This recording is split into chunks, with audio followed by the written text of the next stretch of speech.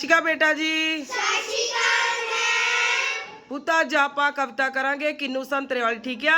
Ma'am ਹਾਂਜੀ। ਪੁੱਤ ਆਪਾਂ ਨੂੰ ਕੀ ਮਿਲਦਾ ਸੰਤਰੇ ਤੋਂ? Vitamin C. ਵਿਟਾਮਿਨ ਸੀ ਕਿਉਂ ਜ਼ਰੂਰੀ ਹੁੰਦਾ ਆਪਣੇ ਲਈ? ਚਲੋ ਸਟਾਰਟ, ਫਿਰ ਕਵਿਤਾ ਬੋਲੋ ਪੁੱਤ। ਲੱਗਦੇ ਬੜੇ ਸਵਾਦ ਇਹਨੂੰ, ਜੀ ਕਰਦਾ ਨਿਤ ਖਾਵਾਂ ਇਹਨੂੰ। ਰਸ ਨਾਲ ਭਰੇ ਸੰਤਰੇ ਗੋਲੇ, ਮਿੱਠੇ ਮਿੱਠੇ ਪੋਲੇ ਪੋਲੇ। ਸੰਤਰਾ ਇੱਕ ਦਾ ਸਗਾ ਭਰਾ, ਮਿਲਦੇ ਭਾਵੇਂ ਮਹਿੰਗੇ ਭਾਅ।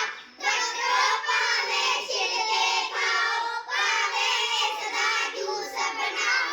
ਰੋਜ਼ ਫਲਾਂ ਨੂੰ ਖਾਈਏ ਜੀ, ਰਜ ਰਜ ਸਿਹਤ ਬਣਾਈਏ ਜੀ।